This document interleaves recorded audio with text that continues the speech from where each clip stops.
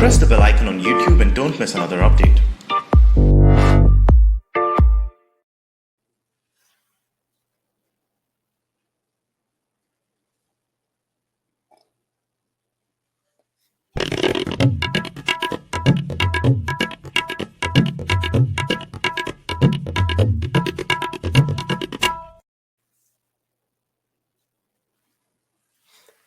नमस्ते, आप सभी का स्वागत है। आज छत्रपति शिवाजी महाराज की जयंती के अगला दिन है और कल हमने एक इसके ऊपर एपिसोड किया था, आप सभी ने देखा था। और आज हम उसी क्रम को आगे बढ़ाते हुए कुछ और चर्चा करने वाले हैं और ये चर्चा ये करने वाले हैं कि महाराज शिवाजी के इतिहास को किस प्रकार से हमारे जो सेक्युलरवादी हैं उन्होंने या तो उसको एक तरह से अनदेखा करने का प्रयास किया या उसको भ्रष्ट करने का प्रयास किया। और इस क्रम में हमारे साथ जुड़ रहे हैं डॉक्टर सुमंत टेकड़े।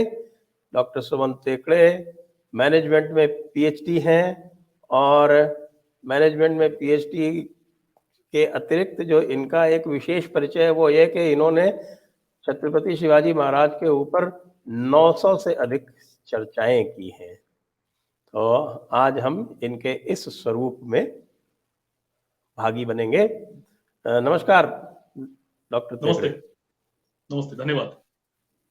मैं कल एक देख रहा था और आप जानते हैं कि छत्रपति शिवाजी महाराज जो है हमारे सेक्युलरवादियों को बहुत नागवार गुजरते हैं। वो इसलिए भी क्योंकि सारा का सारा जो हमारा इतिहास लेखन है वो मार्क्सिस्ट के हाथों में चला गया और मार्क्सिस्ट के हाथों में भी इस प्रकार चला गया कि उनके जो मुखिया हुए मोहम्मद हबीब साहब और उनके पुत्र श्री इरफान हबीब और उनके पूरे सारे चेले चपाटे, उनका एक ही ये कहें कि उद्यम था और उद्योग था और वो ये कि किस प्रकार से जो मुगलों का और इस्लामी शासकों का जो एक बर्बर शासन तंत्र था और जिस प्रकार से उन्होंने धर्मांधता में और अत्याचार और नृशंसता की थी भारतीयों के ऊपर, उनके धर्म के ऊपर, उनकी श्रद्धा के ऊपर, उसको किस प्रकार से उसके ऊपर रंगाई पुताई की जाए।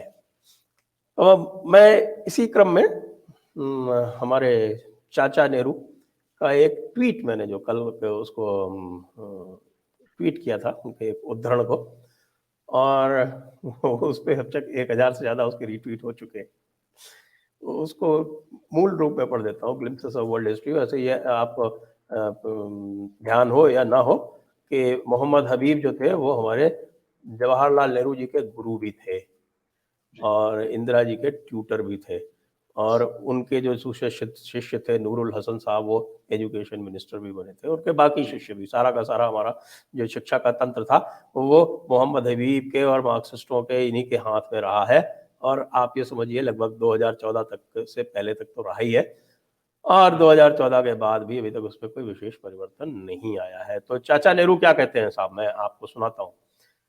कहते हैं some of Shivaji's deeds like the treacherous killing of the Bijapur general, lower him greatly in our estimation. ये स्क्रीन पे भी चल रहा है, देखें आप। तो इस प्रकार के इतिहास से जो छत्रपति शिवाजी महाराज की जो अदम्य कीर्ति है उसको जो धूमिल करने का प्रयास किया गया है, आपका क्या विचार है इस इतिहास लेखन का, तो हम कैसे देखें और कैसे इसका प्रतिकार करें? मुझे याद आता है भीष्म पितामह खड़े थे बैटलफील्ड पर कुरुक्षेत्र के और पता है जब तक भीष्म पितामह जिंदा है युद्ध लड़ना नामुमकिन है। और भीष्म पितामह को मारेगा कौन? एक तो पितामह है, दादाजी है, और दूसरा इतना बड़ा योद्धा है कि उनकी काट किसी के पास नहीं। और भगवान श्री कृष्ण कहते मैं तो हथियार उठाऊंगा नहीं, वो मार सकते थे लेकिन वो कहते मैं तो हथियार नहीं उठाऊंगा। अब क्या किया जाए? तो हम सबको ज्ञात है कि वहां पर शिखंडी को खड़ा करवाया जाता है और बाद में उसकी आड़ से पितामह पर बाण चलवाए जाते हैं। Same is the case with Dronacharya को जो बैटलफील्ड से हटाएं कैसे?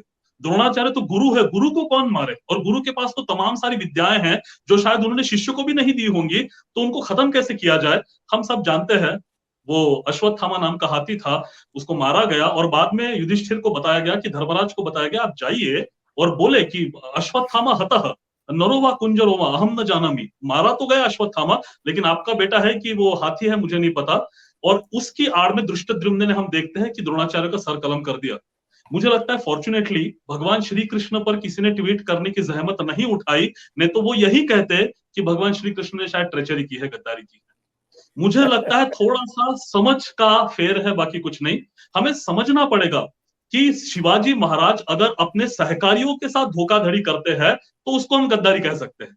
शिवाजी महाराज अपने साथ काम करने वाले मंत्रियों से धोखाधड़ी करते हैं तो उसको गद्दारी कह सकते हैं। शत्रु को धोखा देना ये युद्ध नीति का भाग होता है, उसको हम गद्दारी कैसे कह सकते हैं। और अगर अफजल खान मिलने आया है तो वो कोई कोई दूध का दूल्हा तो था नहीं।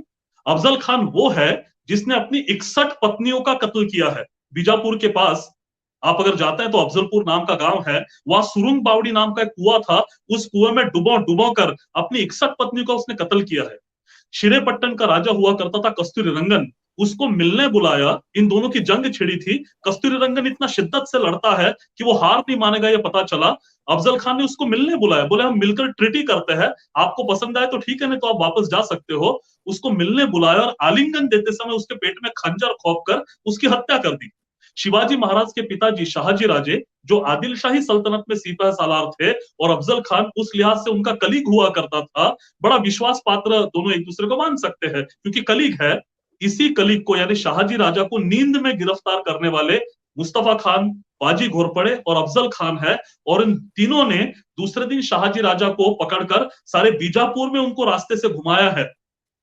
तो ये अफजल खान है जिसने शिवाजी महाराज के सगे बड़े भाई साहब, जिनका नाम है संभाजी, शिवाजी महाराज के बेटे का नाम भी संभाजी है, मैं उनकी बात नहीं कर रहा हूं, शिवाजी के बड़े भाई साहब है संभाजी, इनको अफजल खान ने कहा कि हम दोनों मिलकर अटैक करते हैं किले पर। संभाजी ने कहा ठीक है। अफजल खान कहता है आप सामने आक्रमण करें कनकगिरी के किले पर, मैं पीछे से मदद के लिए आता हूं।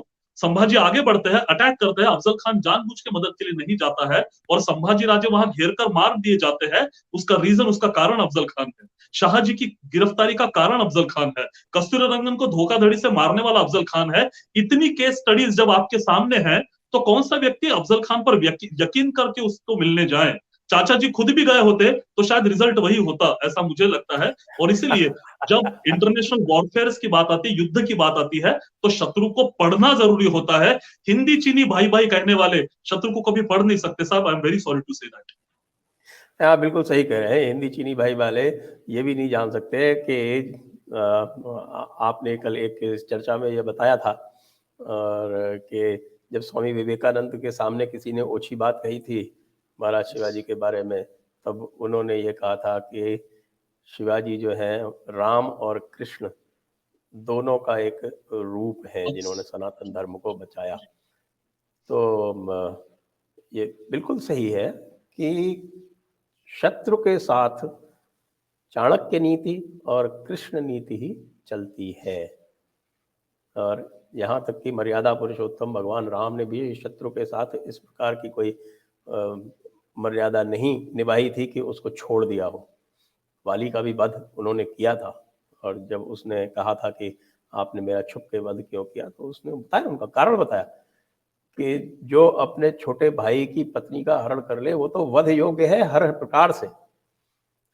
तो जो हमारे सनातन धर्म की परंपराएं हैं उसको भुला के एक या सेक्युलर मुलम्मा थोपने का प्रयास लगातार किया जाता रहा है इन इतिहासकारों द्वारा। और उसी क्रम में इन्होंने छत्रपति महाराज शिवाजी की जो हमारे पास लेगेसी है, जो थाती है, उसको भी छोटा करके दिखाने का प्रयास करते हैं। और कई बार ये दिखाने का प्रयास करते हैं कि वो एक तो छोटे से कोई सरदार थे और यदि वो छोटे से सरदार थे तो वो औरंगजेब जो था वो क्यों लगातार धूल की फांक रहा था। और बाद में 1680 तक, जब तक शिवाजी राजे जिंदा थे तब तक तो उसकी हिम्मत नहीं पड़ी, उसके बाद ही वो गया। तो आप थोड़ा सा इसके बारे में थोड़ा सा विस्तार करें कि इतिहासकारों की मैं इसमें बस ये जानता हूँ कि औरंगजेब जो है उसको वो वली मानते हैं, औरंगजेब उनका वली है। और उसी औरंगजेब को छका छका के दक्कन में पहले शिवाजी राजे ने, फिर संभाजी ने, फिर राजा राम ने, फिर उनकी पुत्रवधू ताराबाई ने तो सबसे ज्यादा छका छका के उनको मारा है। थोड़ा इसके बारे में थोड़ा विस्तार से बताएं। हम तो हमेशा कहते हैं कि अगर हमने हीरो को समझना है तो पहले विलन समझना पड़ता है। शिवाजी महाराज समझने हैं तो पहले औरंगजेब समझना पड़ेगा। राम समझने तो रावण समझना पड़ता है। फिर पता चले कि राम जी को कितनी ताकत लगानी पड़ी होगी रावण को खत्म करने में। तो यहाँ औरंगजेब को एक 2 मिनट क्या था मैं समझाने की कोशिश करता हूँ। मुझे याद है अभी राम जब जन्मभूमि न्यास का जो ये सारा केस चल रहा था, तो किसी ने सुप्रीम कोर्ट में कहा था कि औरंगजेब कितना शानदार व्यक्ति था, औरंगजेब कितना बड़ा था, आपने जो कितना बड़ा वली था। कि कोई कोई शायद अपोजिशन वाले कह रहे थे। मुझे मुझे बड़ी हैरानी हुई उनके अभ्यास को देखते हुए। औरंगजेब क्या है? औरंगजेब अपने पिता को गिरफ्तार करके जेल में रखता है। खुर्रम जो शाहजहां करके शहंशाह बना है, बादशाह बना है, औरंगजेब उसको गिरफ्तार करके जेल में कैद कर रहा है। और कैद खाने से बेचारा जिंदगी भर ताजमहल देखते देखते वहां पर मारा गया। एक लिहाज से अपने पिता का कत्ल करने वाला औरंगजेब है। औरंगजेब का बड़ा भाई है, सगा भाई, नाम है दारा शिकोह। और दारा शिकोह ऐसा है कि जिसको हिंदू मुसलमान भेद उसको तो नहीं जमता। एक लिहाज से देखा जाए तो बड़ी चर्चाएं वो करवाता था। उसने सारे उपनिषदों को इकट्ठा मिलाकर अल्लोपनिषद लिखवाया था। और मजमू अल बहरीन यानी दो संस्कृतियों का संगम, ऐसे उसने अपने हिसाब से हिंदू मुसलमान एकता के बारे में कुछ काम किए थे जो औरंगजेब को नागवार गुजरे। औरंगजेब ने उसकी हत्या करवा दी, अपने सगे भाई की हत्या, जो मेरे और तख्त के बीच में नहीं आना चाहिए, उसकी हत्या औरंगजेब करवाता है। औरंगजेब के दो और भाई है, मोहम्मद शाह शुजा और मोहम्मद मुराद बख्श। मुराद को तो झूठी कसम, कुरान पर हाथ रखकर कसम दी थी कि मुझे तो सिंहासन राजपाट नहीं चाहिए, दारा को मारने में मेरी मदद करो, मैं तुम्हें राजपाट दे दूंगा, मैं संन्यास्त रहूंगा। उसने झूठी कसम खिलवाई। और जब मुराद ने मदद की तो जंग के बाद मुराद का भी कत्ल करवा दिया गया। और शाह शुजा का पता नहीं कैसे मारा गया। जाहिर सी बात है दोनों भाइयों को औरंगजेब ने खत्म किया है, तो तीसरे को भी खत्म करवाया होगा, ये जाहिर है। औरंगजेब के जो बेटे हैं, 5 बेटों में से सबसे बड़ा मोहम्मद सुल्तान, इसका कत्ल करने वाला औरंगजेब है। उसका दूसरा बेटा मोहम्मद मुअज्जम, इसको 10 साल तक जेल में रखने वाला औरंगजेब है। इतना ही नहीं, सिखों के 90 गुरु, अभी भाई साहब बहुत अच्छी चीज बता रहे थे कि ये जो एक मुलामा चढ़ाया गया है सेक्युलरिज्म के नाम पर, कि सेक्युलरिज्म क्या है आज के हिसाब से अगर आप डेफिनेशन देखें तो संविधान में जो सेक्युलर शब्द डाला उसकी तो पूरी धज्जियां उड़ा दी गई है आज। सेक्युलरिज्म यानी यहाँ का जो बहुसंख्यक समाज है, इसको गाली देते रहो, इसकी प्रताड़ना करते रहो। जब समय मिले, दिवाली आती है हिंदू समाज की प्रताड़ना करते रहो, जब होली आती है तो पानी वेस्ट होता है तो हिंदू समाज की प्रताड़ना करो। तो आपकी गाय दखियानुसी, आपकी गोमाता दखियानुसी, आपका गोबर दखियानुसी, ऐसे हिंदू समाज के जो जो अस्मिता है, हमारा जो जो वजूद है, उसके जो प्रतीक है, उनकी बदनामी करना यानी सेक्युलरिज्म, ये आज का थोड़ा सा एक चित्र बन चुका है। और उसके साथ साथ अल्पसंख्यकों का अकारण तुष्टिकरण, अकारण तुष्टिकरण। हम सब एक है, एक देश में रहते हैं, सबको एक लॉ एक रूल रहे, ये न करते हुए किसी का तुष्टिकरण करना और बहुसंख्यकों को गाली देना, इस विपरीत परिस्थिति में जब फंसता है समाज और देश, तब उस देश का भविष्य पर बहुत बड़ा सवाल लगता है। मुझे याद है सिखों के 90 गुरु, गुरु तेग बहादुर सिंह जी, इनके पास जब कश्मीरी पंडित आते हैं कि उन पर तब भी वैसे हमले हुए जैसे आज भी हम स्वतंत्रता के बाद देखते हैं। ये तो और शर्मनाक बात है, हमारे ही देश में एक स्वतंत्र राज्य के लोगों पर इस तरह का हमला होना, ये तो लांछन है हमारे देश पर।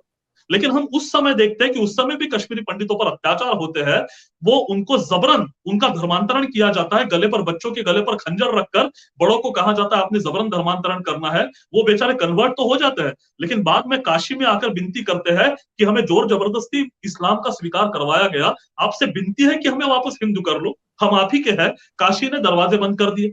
काशी कहती है कि हमारे पास ऐसा कोई प्रावधान नहीं है जिसके चलते हम आपको फिर वापस ले ले।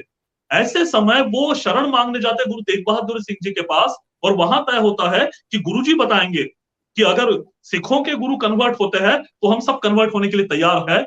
और जाहिर सी बात है औरंगजेब ने सारी ताकत लगा ली, और जब नहीं संभव हो पाया तो गुरु गोविंद सिंह जी का सर कलम, गुरु तेग बहादुर जी का सर कलम करवा दिया गया है। इतना ही नहीं, बाद में गुरु गोविंद सिंह जी जो 10वें गुरु बनते हैं, उनके 4 बेटे थे, 2 नौजवान बेटे लड़ाई में मार दिए जाते हैं, वो शहीदी देते हैं अपनी, और 2 छोटे बच्चे उम्र महज 5 और 9 साल की होंगी, नाव थे फतेह सिंह जी और जोरावर सिंह जी।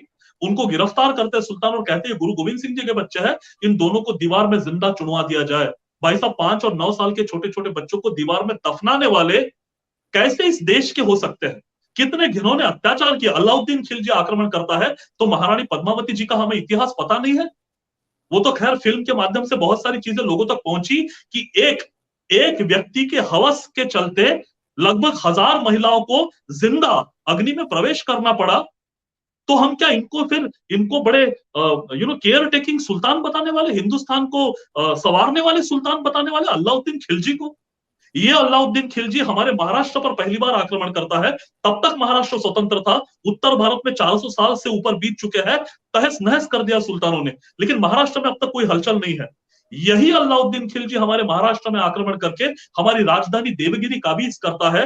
देवगिरी बनती है दौलताबाद, बाद में नासिक बनता है गुलशनाबाद, गुजरात का कर्णावती बनता है अहमदाबाद, जहां हमारी 3 पवित्र नदियों का संगम, हिंदुओं का सबसे पवित्र स्थान वो प्रयागराज बनता है इलाहाबाद। नीचे हमारा भाग्यनगर आंध्र प्रदेश में बनता है हैदराबाद, भागानगर बनता है हैदराबाद। जहां विष्णु का वराह अवतार हुआ, वह वराह मूल बन जाता है बारामुल्ला। और हम बस हाथ पर हाथ धरे बैठे हैं, और आज भी लोग सवाल पूछते हैं ये नाम काहे को कन्वर्ट कर रहे हो? अरे जिस औरंगजेब ने इतना इतना कहर बरपाया सारे हिंदुस्तान पर, भारत का सबसे पुराना और सबसे विशाल तीर्थ क्षेत्र हमारा विश्वनाथ, काशी विश्वनाथ को फोड़ने वाला, 1669 को फोड़ने वाला औरंगजेब है। जैसे अभी भाई साहब ने, संजय जी ने आपके सामने बताया कि 1680 तक तो औरंगजेब हिम्मत नहीं कर पाया स्वराज्य में उतरने की, क्योंकि शिवाजी राजे जिंदा थे। लेकिन उनकी मृत्यु के उपरांत तुरंत वो निकल पड़ा। वो एक फरमान निकालता है कि मैं दक्कन पर आक्रमण करने जा रहा हूं, पूरे रास्ते मुझे मंदिर का एक भी छोर नहीं दिखना चाहिए, सारे मंदिर वहां पे गिरवा दिए गए। ये औरंगजेब, जिजिया लगाने वाला औरंगजेब, ये कैसा वली और कैसा बड़ा व्यक्ति हो सकता है? मुझे अचरज है। और शर्म की बात है, हमारे महाराष्ट्र में औरंगजेब के नाम पर एक शहर बसा हुआ है, नाम औरंगाबाद। और वहां क्या है, उसके पास हमारे जो हमारे हमारे दूसरे छत्रपति रहे हैं, शिवाजी महाराज के बाद उनके बेटे संभाजी महाराज, इनको गिरफ्तार करने वाला औरंगजेब।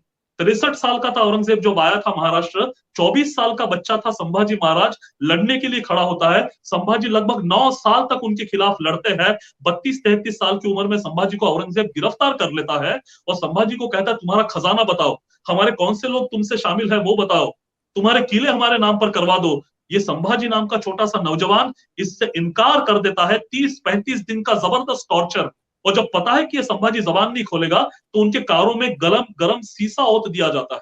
सलाखें गरम करके संभाजी राजा की दोनों आंखें औरंगजेब फोड़ देता है। उनकी हलक से जबान बाहर निकालकर जबान काट दी जाती है, और फिर तलवार और कुल्हाड़ी से शरीर के छोटे छोटे टुकड़े कर मैदान पर फेंकवाया जाता है। छत्रपति का इस तरह का अपमान करने वाला, गुरु तेग बहादुर जी का सल कलम करने वाला, बुंदेलखंड के महाराजा छत्रसाल बुंदेला जी के पिता चंपत राय बुंदेला को मारने वाला औरंगजेब अच्छा किस लिहाज से बन गया?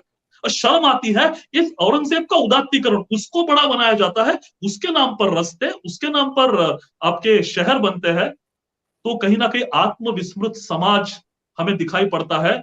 आज भारत हर लिहाज से उठ रहा है। हम प्रार्थना करेंगे शायद ये सारे पराजय के जो मार्क्स है वो भी जल्द अज जल्द इस देश से पूरी तरह से खदेड़ दिए जाए, जैसे हमने मुगलों को एक समय में खदेड़ दिया था।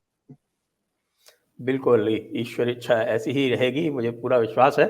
और हम छत्रपति शिवाजी महाराज के माध्यम से आह्वान करना चाहेंगे हमारे जितने भी दर्शक कि छत्रपति शिवाजी महाराज का चरित्र अपने जीवन में उतारें, और यदि नहीं उतार सके तो ऐसे चरित्र वाले किसी को आप पाएं तो उसको और आगे बढ़ाएं, जिससे हमारी जो जीवन शैली है, हमारी जो मर्यादाएं हैं, हमारी जो निष्ठाएं हैं, हमारी जो आस्थाएं हैं, वो पूरी तरह से पुनर्जीवित होकर पुनर्स्थापित हो सके। इसी क्रम में महाराज शिवाजी के कई रोचक प्रसंग हैं, आप तो उनके बारे में अच्छी तरह से जानते हैं, लेकिन उसमें से जो मुझे एक अधिक रोचक लगता है वो शाइस्ता खां वाला प्रकरण लगता है, जिसमें जैसे कल भी मैंने कहा था कि शाइस्ता खां की जो उंगलियां कटी थी वो उंगलियां नहीं, औरंगजेब की नाक कटी थी। वो प्रकरण भी थोड़ा सा आप हमारे दर्शकों को जरा वर्णन करें। जी, अब हैरानी ऐसी होती है कि औरंगजेब तो देख रहा है उत्तर भारत से, उसको पता है, क्योंकि वो शाहजहां जब सुल्तान हुआ करता था, औरंगजेब दक्कन का सूबेदार है, वो औरंगाबाद में बैठा हुआ है, तो औरंगजेब को पता है कि यहाँ शिवाजी जो कुछ भी कर रहा है वो कुछ अलग है। तो ही कुड अंडरस्टैंड कि इससे मेरा पाला पड़ने वाला है। तो औरंगजेब ने पहले शिवाजी राजा को भांप लिया था। शिवाजी राजा ने बड़े इनिशियल दिनों में, शुरुआती दिनों में, जब उनकी उम्र महज 20-22 साल है, उसी समय औरंगजेब को भी झटके दिए हैं। तो उसको समझ में आ चुका है कि मुगलों जैसी सत्ता को भी ये अदना सा नौजवान ललकार रहा है, ये कुछ अलग करके दिखाएगा। बाद में वो उत्तर भारत जाता है, सिंहासन पर काबिज हो जाता है, हम देखते हैं। और वो देख रहा है, वो दक्कन के इतिहास को देख रहा है, सारा उत्तर भारत उसके कब्जे में है। लगभग पेशावर से लेकर कलकत्ते तक और कश्मीर से लेकर के बुरहानपुर या औरंगाबाद महाराष्ट्र तक उसकी सल्तनत फैली हुई है। अब उसका टारगेट है मुझे दक्कन में मेरे हाथ पैर फैलाने हैं और सारा हिंदुस्तान पहली बार मुगलों के कदमों में रखवाने उसका टारगेट है। और इसलिए वो बार बार इस पूरे घटनाक्रम पर नजर जमाए हुए बैठा है। उसको पता चलता है ये अदने से शिवाजी राजा ने महाराष्ट्र की एक सबसे जबरदस्त स्ट्रेटेजिक लोकेशन है जावली, इसको कैप्चर कर लिया है। वो महाराष्ट्र का जानकार है, उसको पता है महाराष्ट्र में क्या जरूरी है। उसने समझ लिया शिवाजी जावली कैप्चर करता है, बहुत बड़ी बात है। दूसरी घटना होती है शिवाजी अफजल खान जैसे बड़े सिपह सालार को एक झटके में एक वार में ध्वस्त कर देते हैं। ये दूसरी घटना अफजल खान जिससे समझ लेता है कि कुछ बड़ा होने वाला है दक्षिण भारत में, और पता है कि वो होने से पहले मुझे शिवाजी को दबाना है। इसीलिए वो अपने मामा को यानी औरंगजेब की माता मुमताज उल जमानी, इसका जो सगा भाई है नाम शाहिस्ता खान, आप सबने नाम सुना होगा। और शाहिस्ता खान हालांकि उसका नाम नहीं, उसकी उपाधि है। मेरा नाम सुमंत है लेकिन मेरी उपाधि डॉक्टर है, मेरा नाम डॉक्टर नहीं है। शाहिस्ता खान उसका नाम नहीं है, उसकी उपाधि, उसका पूरा नाम खानी खाना नबील उल उमरा नवाब आजम मिर्जा अबू तालिब शाहिस्ता खान। अबू तालिब उसका केवल नाम है दोस्तों, उसका ये सारी उसकी डिग्रियां थी। तो खैर ऐसे काफी लोग थे। खुद औरंगजेब हजरत सलामत कीबला दीन और दुनिया अबुल मुजफ्फर मोइनुद्दीन शहनशाह गाजी आलमगीर बहादुर बादशाह मोहम्मद औरंगजेब, उसका नाम केवल मोइनुद्दीन है, बाकी सारी डिग्रियां है। औरंगजेब भी नाम नहीं, वो डिग्री है उसकी उपाधि है। 1 लाख की फौज लेकर शाहिस्ता खां को भेजा जाता है। तो शिवाजी राजा की सारी ताकत महज 15,000 है, तो आमने सामने की लड़ाई करना तो असंभव है। यहां चाणक्य पिक्चर में आते हैं। चाणक्य लिखकर रखते कि आपके पास शक्ति है, आमने सामने की लड़ाई कीजिए। चाणक्य कहते प्रकाश युद्ध। और शक्ति नहीं है तो छुपकर आघात करना शत्रु पर, चाणक्य उसको जायज मानते हैं। जब तक ताकत है तब तक लड़ाई करो, ताकत खत्म होते बलिदान मत दे दो, भाग जाओ। भागना जायज माना है, शक्ति बढ़ा के फिर से अटैक करो। देश के लिए मरने से ऊपर चाणक्य कहते हैं देश के लिए जीने वालों की ज्यादा जरूरत है। तो ये अपने आप में शिवाजी राजा इसको इंप्लीमेंट करते हुए हमें दिखाई देते हैं। इसको चाणक्य कहते हैं कूट युद्ध, शिवाजी इसको कहते हैं गनिमी कावा, और आज हम इंटरनेशनल वॉरफेयर टेक्निक में इसको समझते हैं गरिल्ला वॉरफेयर टेक्निक की भांति। तो शिवाजी राजा एक प्लान बना, एक जबरदस्त प्लान है जिसमें 450 लोग निकलेंगे। वहां जहां शाहिस्ता खान रुका है वो लाल महल नाम का एरिया है, वहां शिवाजी महाराज का बचपन गुजरा है, तो वो चप्पे चप्पे से वाकिफ है लाल महल के। तो अलग से रेकी करने की जरूरत नहीं, उनको पता है दरवाजे कहाँ और क्या चीजें हैं। शिवाजी राजा के साथ बचपन के जो साथी है जो वहां खेले हुए हैं, चिमनाजी देशपांडे, बाबाजी देशपांडे, इनको भी शिवाजी राजा ने प्लानिंग में साथ में रखा है। प्लान ऐसा बनता है कि 450 सिलेक्टेड लोग अंदर घुसेंगे और ये अलग अलग टोलियों में 1 लाख का जो घेरा है, अलग अलग टोलियों में अंदर जाएंगे और किचन के रास्ते अंदर प्रवेश करके एक अंधाधुन फायरिंग, जिसको हम कहते हैं अंधाधुन अटैक, अंदर शुरू कर देंगे। और जबरदस्त अटैक के तहत बाकी सारे सिक्योरिटी गार्ड्स को काट देना है। और शिवाजी राजे जानते हैं कि शाइस्ता खान कहां सोया हुआ है, वहां जाकर अटैक करना है। चैत्र शुद्ध अष्टमी, रामनवमी के पहली रात और तड़के, यानी आज की भाषा में 3 साढ़े 3 का समय, जहां लोग गहरी नींद में होते हैं, ऐसे समय ये अटैक करने का बारीक नियोजन किया जाता है। और शिवाजी राजा अटैक करते हैं और अटैक करके बाकी सारे लोग सिक्योरिटी को काटते समय शिवाजी राजा अंदर घुसे हैं। शाहिस्ते खान को इस हड़कम से नींद उसकी खुलती है, उसको पता है कि अंदर कोई मारने के लिए घुसा है, वो दौड़ पड़ता है। शाहिस्ते खान से इंटेलिजेंट उसकी बीवियां थी, कितनी थी पता नहीं हमें, लेकिन उन्होंने दिए क्षमादान जो वहां थे वो बुझा दिए, जिसके चलते अंधेरा हुआ। लेकिन आहट महसूस करते हुए शिवाजी राजा शाहिस्ते खान के पीछे दौड़ते रहे और एक अंधे में कोने में जहां शाहिस्ते खान दबोच लिया गया, शिवाजी राजा ने एक तलवार चलाई और वो तलवार चली और शाहिस्ता का जोर से चिल्लाया। चूंकि अंधेरा था, समझने का कोई सवाल ही नहीं था, उसकी बीवियां चिल्लाने लगी, तो ऐसा मालूम पड़ता है कि शाहिस्ता खान मारा गया। लेकिन बाद में हमें पता चलता है कि वो बालकनी से कूद चुका था। कूदते समय शिवाजी राजा का वार पड़ते ही उसके दाहिने हाथ की 3 उंगलियां पूरी तरह से कट गई और शिवाजी राजा ने ऐसा झटका दिया कि मराठे घर में घुसकर अटैक करते हैं। ये सुन शाहिस्ता खान इतना कांपने लगा कि मुगलिया सल्तनत का वो सेनापति है, वो इतना कांप गया, इन सारी चीजों से इतना डर गया कि 3 दिन में भाई साहब भाग के खड़े हुए। 5 अप्रैल 1663 मिडनाइट आक्रमण करते शिवाजी राजे, 8 अप्रैल को औरंगाबाद भाग चुका है। मैं बताना केवल इतना चाहता हूं, ये तो एक घटना है, लेकिन आज हमारी जो यंग जनरेशन है, यंग ब्रिगेड है, वो कहते हैं Barack Obama the great, Barack Obama ने ओसामा बिन लादेन के घर में अटैक किया, ये करा वो करा। मैं बताना चाहता हूं वो सील कमांडोज थे, they were specially trained for this kind of operations. उनके पास एनवीडीज थे, नाइट विजन डिवाइसेस हुआ करते थे, आवाज न करके नीचे उतारने वाला हेलीकॉप्टर था। और ये सारी चीजें करते समय बराक ओबामा उस अटैक में शामिल नहीं थे, वो व्हाइट हाउस में बैठकर देख रहे थे सारी चीजें कैमरा पर। 350 साल पहले एक बंदा इसी तरह का कमांडो अटैक प्लान करता है, घर में घुसता है, नाइट विजन डिवाइसेस नहीं है, कोई हेलीकॉप्टर नहीं है, जान जोखिम में डालकर अंदर जाता है और स्वयं उस छापे में शामिल है। तो बराक ओबामा ने जो किया वो बहुत बड़ा काम किया। एक महिषासुर को, कलयुग के महिषासुर को उन्होंने खत्म कर दिया, वो ओसामा बिन लादेन को। लेकिन उनकी तारीफ करने से पहले इस भारत में भी एक बंदा ऐसा है जिसने एक कमांडो अटैक करके उस समय के एक महिषासुर को खत्म किया। मुझे लगता है उनकी भी तारीफ जायज बनती है। भारतीय इतिहास का ये पहला सर्जिकल स्ट्राइक है जो आज भी हमें सिखाता है, मानोगे नहीं तो घर में घुस के मारेंगे। ये प्रेरणा है मेरे हिसाब से। बिल्कुल आपने बहुत ही सुंदर तरीके से पूरी घटना का विवरण किया। मैं इसको और आगे ले जाता हूँ, क्योंकि शिवाजी महाराज जो थे वो न स्वयं तो वीरता और चतुराई और बुद्धिमानी, जिसको मैं कहता हूँ कि जिस प्रकार से गीता में ये कहा जाता है, अंतिम श्लोक जो है गीता का, यत्र योगेश्वरः कृष्णो यत्र पार्थो धनुर्धरः, जहाँ पे बुद्धि का और कर्म का ये संयोग है कृष्ण और अर्जुन का, वो एक अद्भुत संयोग शिवाजी के व्यक्तित्व में पाया जाता है। और वो इतना प्रेरणास्पद है कि उनके महाप्रयाण के बाद भी वो चेतना जो है वो पूरे समाज में ऐसी जगह जाते हैं कि उस चेतना के चलते 1680 से लेके और 1707 तक वो भटकता रहता है आपका औरंगजेब, और उसको कुछ नहीं हासिल होता।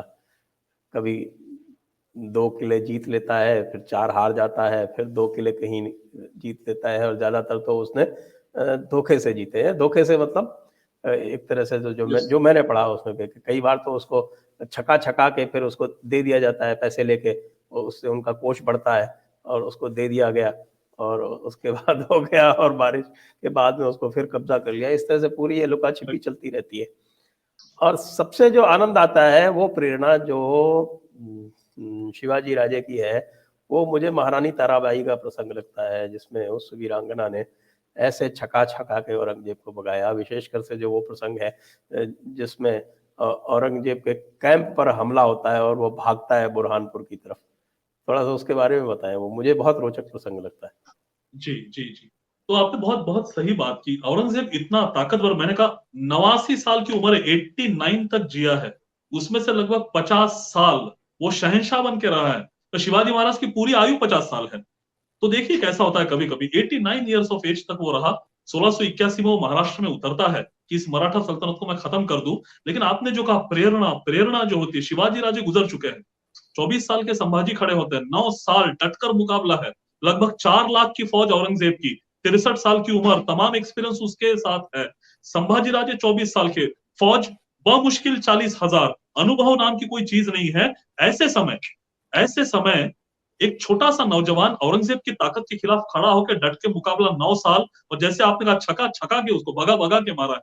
उसके पश्चात दुर्भाग्यवश संभाजी पकड़े जाना, मैंने कहा जिस तरह से उनको मारा गया। छत्रपति राजाराम जो शिवाजी महाराज के दूसरे बेटे हैं, राजाराम छत्रपति बनते हैं, अल्पायुषी थे, बहुत जल्दी उनकी मृत्यु नैसर्गिक मृत्यु होती है। 20 साल के भीतर 3 छत्रपति समाप्त हो गए, 1680 शिवाजी, 1689 संभाजी महाराज और 1700 राजाराम महाराज। इसके बाद आपने जैसे कहा पुत्रवधू है, राजाराम जी की पत्नी है, तारा रानी साहब खड़ी होती है, और मराठों ने तब तक देख लिया है, समाज ने देख लिया है। तो जब मैं मराठा कह रहा हूं तो मराठा ये जाति नहीं है, हालांकि मराठा महाराष्ट्र की एक जाति का नाम है, लेकिन शिवाजी महाराज के साथ जो लोग स्वराज्य के लिए लड़ रहे थे और सुल्तानों के खिलाफ तलवार निकालकर खड़े हुए थे, वो सारे मराठा है। उसमें जाति से मराठा होंगे, कुणबी होंगे, ब्राह्मण होंगे, तेली, साड़ी, जो भी, अब जातिगत व्यवस्था तो शिवाजी महाराज ने अपने सेना में कभी रखी नहीं थी, ना कभी वो उस तरह से फॉर्म्स भरवाते थे। लेकिन मैं बार बार मराठा कह रहा हूं तो मैं उसका छोटा सा क्लैरिफिकेशन भी देना चाहता हूं। और जैसे आप देखेंगे हमारे राष्ट्रगान में भी महाराष्ट्र का उल्लेख महाराष्ट्र नहीं मराठा आता है। तो इतना वजूद, इतना वजन इस पराक्रम ने उस शब्द को प्राप्त करवा दिया है कि लोग महाराष्ट्र के लोगों को मराठा कहते हैं, यानी लड़ने वाले लोग हैं। ये वजन, ये प्रेरणा शिवाजी महाराज की दी हुई, और जाहिर सी बात है जब ये तीनों छत्रपति नहीं रहे और स्वराज्य का भविष्य अंधेरे में था, उस समय जो सामान्य जनता थी वो उठकर खड़ी होती है। निर्णायक की अवस्था है, नायक नहीं है। और लोगों के हाथ में जो मिला वो कोयता, तीर, कमान, बर्चा लेकर के लोग टूट पड़े। औरंगजेब की सेना जहां जहां मिलती वहां पर अटैक्स किए गए। और जैसे भाई साहब ने थोड़ी देर पहले बताया कि पुत्रवधू शिवाजी महाराज की महारानी तारा रानी साहब ये खड़ी होती है 23 साल की, महज 23 साल की एक महिला। आज आप देखिए ग्रेजुएशन की उम्र का उनका आयु होगी, वो खड़ी होती है उस ताकतवर औरंगजेब के खिलाफ। मैं बताना चाहता हूं महिलाओं की ताकत कभी शारीरिक नहीं हो सकती। भगवान ने शायद महिलाओं को शारीरिक ताकत कम दी होगी, पुरुषों को ज्यादा दी होगी, लेकिन शक्ति कभी शारीरिक हो ही नहीं सकती, वो मानसिक होती है। हमें यहां दिखाई पड़ता है पहले जीजा माता में और बाद में महारानी तारानी साहब में, कि उनके नेतृत्व में फिर ये संताजी राव, धनाजी, रामचंद्र पंत अमात्य, ऐसे कितने ही लोग घरों घरों से तलवारें बाहर निकली, हथियार बाहर निकले और ये टूट पड़े औरंगजेब पर। और जो छावनी का अभी उन्होंने वर्णन किया, उस छावनी में अटैक करके संताजी ने तो उनका औरंगजेब के छावनी पर एक सोने का टॉप, उसको क्या कलश कहते शायद, वो उड़ाकर ले आया। तो बाकी सब लोगों ने उससे पूछा, अरे तुम इतना दूर औरंगजेब की छावनी तक गए थे, ऊपर का सोने का कलश उठाकर लाए, तो औरंगजेब की गर्दन क्यों नहीं काट ली? तो ये भाई साहब का जवाब है उसके ऊपर, औरंगजेब की गर्दन अगर हम काटते तो अपनी पेट पर पैर दे देते। तो बोले वो कैसे? तो बोले जो चाहिए रोजमर्रा के लिए वो तो औरंगजेब की छावनी से तो हम उठाकर लाते हैं, अगर उसको ही खत्म कर देंगे तो हमारा तो सारा धंधा डूब जाएगा। तो आप सोचिए, एक औरंगजेब जिसकी सल्तनत सारे उत्तर हिंदुस्तान में है, जिसका नाम सुन के ही बड़े बड़े सत्ताओं के छक्के छूट जाते हैं, एक साल में जिसने आदिल शाही सल्तनत जो 250 ईयर्स पुरानी सल्तनत है, एक साल में खा गया औरंगजेब 1686। एक साल के भीतर कुतुब शाही जैसी सल्तनत अगेन 250 ईयर्स ओल्ड, एक साल में औरंगजेब खा गया। उसको ये छोटे छोटे बच्चे भगा भगा के मार रहे हैं, ये हालत कर दी उसकी कि 26 साल वो वापस नहीं जा पाया अपने दिल्ली में। ये प्रेरणा जो आपने शब्द कहा, ये वो शब्द है साहब। 1680 शिवाजी राजा की मृत्यु और 1818 तक 138 साल ये छोटा सा 4 जिलों का स्वराज्य एक साम्राज्य में बदलता है। और मुगल जहां जहां होंगे वहां उनको खत्म करेंगे। पहले पहले कदम नर्मदा तट पार करते हुए मध्य प्रदेश में पड़ते हैं, वहां आपका मालवा होगा या महाकौशल होगा, यहां से ईंट बजाई जाती है मुगलों के साम्राज्य की। ये फैलता है वहां अटक का किला जहां पर है, अटक की नदी जहां पर बहती है पेशावर के पास, वहां तक रघुनाथ पंत पहुंचते हैं। ये ताकत इन 138 साल का मुझे लगता है जो हमें दिखाई देती है, उसकी प्रेरणा शिवाजी महाराज है। और इस पूरे इतिहास को हमारा तंत्र, नेहरूवियन तंत्र, नेहरूवादी तंत्र खा गया। बताइए, अगर यही प्रेरणा हमारे बच्चों को दी जाती तो आज हम कहाँ होते? आज हम किस प्रकार सर उठा के और पूरे विश्व में अपना उद्घोष कर रहे होते। और ये पूरा का पूरा इतिहास यह तंत्र खा गया। इस विषय पे मैं एक छोटी सी टिप्पणी करना चाह रहा था। ये जो कहा जाता है कि शिवाजी महाराज एक उसको एक सेक्युलर कवरिंग में रैप कर लिया शिवाजी महाराज को, और हो सकता है इसके पीछे कोई पॉलिटिकल थिंकिंग हो, क्योंकि ऐसे इनको लगता है कि अगर हम किसी समाज विशेष को अगर हम गाली देते हैं या हमारे किसी राजा ने उस समाज विशेष को मारा है या उनको डिफीट किया है, तो शायद इनको ऐसे लगता है कि आज की हमारी वोट बैंक खतरे में पड़ जाएगी। लेकिन वो एक डिफरेंस समझ नहीं पा रहे हैं कि सामान्य मुसलमान समाज टोटली अलग है। वो देशभक्ति, वो देश के लिए काम करने वाला है। उसके लिए हमारे पूर्वोधा है एपीजे अब्दुल कलाम साहब, जिनको हम इस देश का, इस मिट्टी का पुत्र समझते हैं, क्योंकि उनकी सारी जिंदगी हमारे लिए आदर्श की तरह खड़ी है कि इस देश में मैं पैदा हुआ हूं, मैं भले धर्म से मुसलमान हूं, मुझे कोई फर्क नहीं पड़ता, लेकिन मेरी निष्ठा इस मिट्टी के प्रति है। सारा जीवन अविवाहित रह के इस देश की सेवा के लिए झोंक दिया। कितनी अपॉर्चुनिटी आई होंगी, बाहर देशों ने, बाहर मुल्कों ने कितने ऑफर्स दिए होंगे, छोड़ दो हिंदुस्तान को, हमारे पास आ जाइए। आज तो कितने ही लोग 5-5 हजार के लिए देश छोड़ देते हैं। भाई साहब यहाँ रुके रहे, डटे रहे, हमारे आदर्श वो है, वो हमारे आदर्श अगर मुसलमान के तौर पर देखा जाए। एक मिनट थोड़ा सा इसमें जी भाई। जिक्र करना चाहूंगा कि देखिए, मुसलमान दो तरह के हैं। एक है अशराफिया, जिनको मैं AMM क्लास बोलता हूँ, अशराफिया, मुल्ला, मौलाना। ये सारे के सारे विदेशी या अपने आप को विदेशी समझने वाले हैं। और जो हमारा जो मूल जो समाज है उसको वो पसमानदा है। आजकल मैं पसमानदा वालों से भी काफ़ी चर्चा करता रहता हूँ। और वो भी एक तरह से इस AMM क्लास के गुलाम हैं। और इन्होंने जो अपना तंत्र फैला रखा है सारा का सारा, एक इनके यहाँ जो सिद्धांत है तकलीद वगैरह का, उसके सारे, तो वो भी उनको गुलाम की तरह ही ट्रीट करते हैं। तो आप सही कह रहे हैं इसमें कि ये जो मूल समाज है, जो पसमानदा समाज है, वो अगर अशराफिया मुल्ला मौलाना के चंगुल से निकल जाए तो इस देश की बिल्कुल दिशा ही बदल सकती है। बिल्कुल आप ये सही कह रहे हैं। मैं सिर्फ इसमें थोड़ा सा ये एक आपकी जो बात कर रहे हैं उसको सप्लीमेंट करना चाह रहा था। जी जी जी। और ये चीज आप औरंगजेब में भी देखेंगे। आज लोग हमें पूछते हैं कि शिवाजी महाराज के सेना में कितने मुसलमान थे और क्या था। अगर वो बारीकी से देखे तो औरंगजेब के 138 अधिकारियों की लिस्ट आपको मिलती है। मोटे मोटे तौर पर 138 अधिकारी दिखाई देते हैं। अब औरंगजेब तो इनके हिसाब से तो बड़ा सेक्युलर है। औरंगजेब तो बड़ा सबको साथ में लेके चलने वाला। ये तो कहते हैं कि औरंगजेब ने कभी किसी को तकलीफ नहीं दी, कोई मंदिर नहीं गिरवाया, कोई हिंदू के लिए बड़े बड़े काम किए, ऐसा कहते हैं। पता नहीं, आई डोंट नो, शायद सही कहते हो। लेकिन अगर हम थोड़ा सा देखें, इन 138 अधिकारियों में 2 हिंदू है। अब बताएं, एक मिर्जा राजा जयसिंह आमेर के और दूसरे जसवंत सिंह राठौड़, 2। इन बचे हुए लोगों में 136 जो बचे हैं उसके बाद में, उसमें बमुश्किल 9 या 10 ये हिंदुस्तानी मुसलमान है जो कन्वर्ट किए गए, जो जिनको जबरन धर्मांतरण किया गया हुआ है। ये है 9 या 10। और बाकी सारे 126 जो है भाई साहब, ये ओरिजिनल मुसलमान है, जो वो मानता है कि वो तुर्क वाले हैं, तुर्क से आए हुए हैं, जिनको वो तुर्क समझता है, हिंदुस्तानी नहीं समझता। ऑन टॉप ऑफ दैट कई लोग मुझे कहते हैं और हमें भी कहते हैं कि आप तो कहते हो कि जो इस देश में पैदा हुआ वो भारतीय है, जो इस देश में पैदा हुआ उसको तो आप हिंदू कहते हैं। धर्म से हिंदू नहीं, पंथ उसका कोई भी हो, वो चाहे इस्लाम फॉलो करे चाहे क्रिश्चियनिटी फॉलो करे, लेकिन भारत में पैदा होने वाला भारतीय, इंडिया में पैदा होने वाला इंडियन, वैसे हिंदुस्तान में पैदा होने वाला आप इसको हिंदू कहते हो। तो आप औरंगजेब को क्यों नहीं समझते? तो भाई साहब, हमें औरंगजेब को हिंदुस्तानी समझने में कोई दिक्कत नहीं है, बशर्ते औरंगजेब को तो समझे खुद को। औरंगजेब खुद को तुर्क कहता है, वो नहीं मानता खुद को हिंदुस्तानी।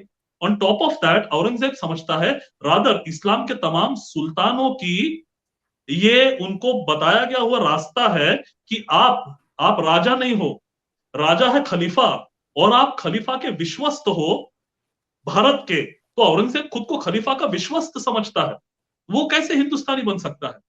और नमाज जुम्मा का जो खतबा पढ़ा जाता था, भले औरंगजेब वहां पे प्रेजेंट है, चाहे अकबर हो चाहे कोई भी हो, नमाज जुम्मा का खतबा जो है वो औरंगजेब के नाम से नहीं पढ़ा जाता, खलीफा के नाम से पढ़ाया जाता था।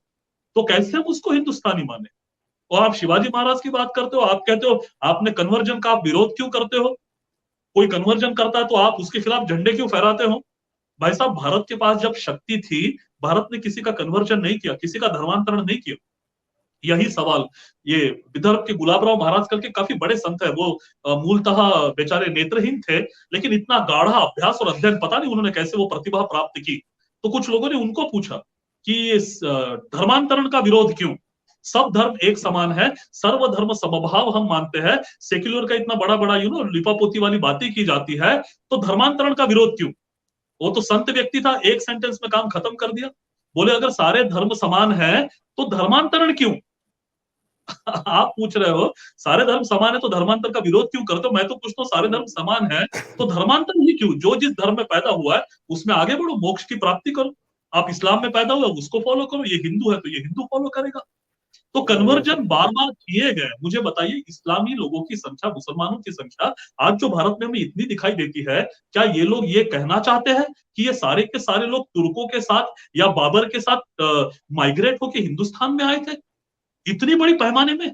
उस समय तो लगभग 1 करोड़ पकड़ना पड़ेगा हमें, तो क्या 1 करोड़ लोग माइग्रेट होकर हिंदुस्तान में सेटल हुए थे ताकि आज वो इतने बड़े हैं? हमें मानना पड़ेगा बेसिकली यहाँ के हिंदू लोग थे जिनको तलवार की नोक पर मुसलमान बनवाया गया, क्रिश्चियन बनवाया गया। शिवाजी महाराज के समय में भी ये चीजें हो ही रही थी, उनके पहले भी थी। शिवाजी महाराज के समय में क्यों? शिवाजी महाराज के रिलेटिव, शिवाजी राजा की पत्नी है सई बाई साहब, ये फलटन के रहने वाले हैं, निम्बालकर उनका घराना है, काफी बड़े घरानों में से एक है निम्बालकर, महाराष्ट्र के। उनकी बेटी है सईबाई साहब, उनका विवाह शिवाजी राजा से होता है, पहला विवाह। और सईबाई साहब के भाई साहब है, उनका नाम है बजाजी नाइक निम्बालकर। इसको गिरफ्तार करके सुल्तानों द्वारा मुसलमान इसको बनाया जाता है। इतना ही नहीं, शिवाजी महाराज के सरसेनापति रहे हैं नेताजी पालकर, ये बाद में शत्रु के चंगुल में फंसते हैं और औरंगजेब द्वारा उनको मुसलमान बनाकर नेताजी पालकर का मोहम्मद मुर्शिद कुली खान बन जाता है। ये दोनों after some point of time वापस स्वराज्य में आते हैं। और शिवाजी महाराज अगर सेक्युलर होते, सारे धर्मों को समान मानने वाले होते, तो शिवाजी कहते भाई ठीक है, मैं तो हिंदू रहा हूं बचा हुआ, तुम मुसलमान बन के क्या फर्क पड़ता है, सारे धर्म एक समान है, तुम मुसलमान रहो मैं हिंदू रहता हूं, दोनों साथ में लड़ेंगे साथ में रहेंगे। और शत्रु से लड़ेंगे। ऐसा नहीं किया शिवाजी महाराज ने। शिवाजी महाराज ने विधि विधान पूर्वक इन दोनों को वापस हिंदू करवा लिया। और मैं अंडरलाइन करके बताना चाहता हूं, थोड़ी देर पहले मैं जब कह रहा था कि काशी ने दरवाजे बंद कर दिए थे, बोले हमारे पास ऐसा कोई प्रावधान नहीं है, तो शिवाजी महाराज के पास कौन सा प्रावधान आ गया उनको वापस हिंदू करवाने का? क्योंकि शिवाजी राजा जानते हैं इसको अगर मैं प्रावधान और तंत्र में बांधने की कोशिश करूंगा, ये कभी वापस नहीं आएंगे। ये उस टंकी के बराबर होगा जिसका एक नल खुला है, पानी बहता हुआ जा रहा है, और ऊपर से पानी अंदर लाने के लिए या बहे हुए पानी को फिर टंकी में वापस लाने का कोई अगर प्रावधान नहीं है, तो ये टंकी इसी तरह से खाली होते होते एक दिन खत्म हो जाएगी। ये समझने वाले शिवाजी महाराज है। घर वापसी का तरीका कौन सा हो डजंट मैटर, इनको वापस ले आना है। शिवाजी वापस लेके आ गए। ये करारा तमाचा है उन तमाम लोगों पर जो कहते हैं कि शिवाजी महाराज सेक्युलर है। सेक्युलर होते तो मुझे इतना ही समझता भाई साहब, ये दोनों मुसलमान बने रहते, नहीं रहे। बिल्कुल सही कह रहे हैं आप, बिल्कुल सही कह रहे हैं। वैसे भी ये जो सारी की सारी सब धर्म एक समान है, ये बीमारी सिर्फ हिंदुओं की है। आज तक एक मुल्ला मौलाना से आप किसी से कहलवा के बता दो कि सारे धर्म एक समान है तो मैं मान जाऊं। गांधी जी जिंदगी भर ईश्वर अल्लाह तेरे नाम करवाते रहे, मंदिरों में करवाते रहे, एक मस्जिद में नहीं करवा पाए।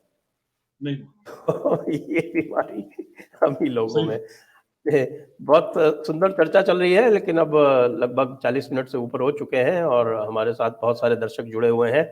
इस समय हमारे पास लगभग आप समझ लीजिए कि 1200 से अधिक दर्शक अभी जुड़े हुए हैं, तो उनके बहुत सारे प्रश्न आ रहे हैं। तो अब मैं उनके प्रश्न ले लेता हूं, क्योंकि बहुत रुचिकर प्रश्न आ रहे हैं, वो आपसे पूछना चाहेंगे। साथ में मैं सभी दर्शकों से भी अनुरोध करूंगा कि इस वीडियो को कृपया लाइक करें, इसको आप शेयर करें अधिक से अधिक अपने सारे प्लेटफॉर्म्स पे, और चैनल को सब्सक्राइब करें, बेल आइकॉन दबाएं और अपना पत्रम पुष्पम हमें अनुग्रहित करते रहें।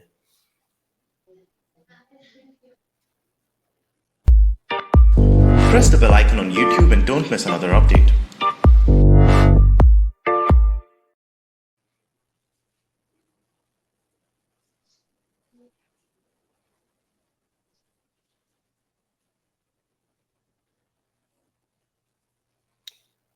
अर्जुन शर्मा जी पूछे, जय Hind sir, when will people understand that Aurangzeb एक दिन में 1.25 मन जनेऊ साध के रोटी खाता था? Shivaji Maharaj was instrumental in stopping it, yet people know Aurangzeb, not Shivaji Raje.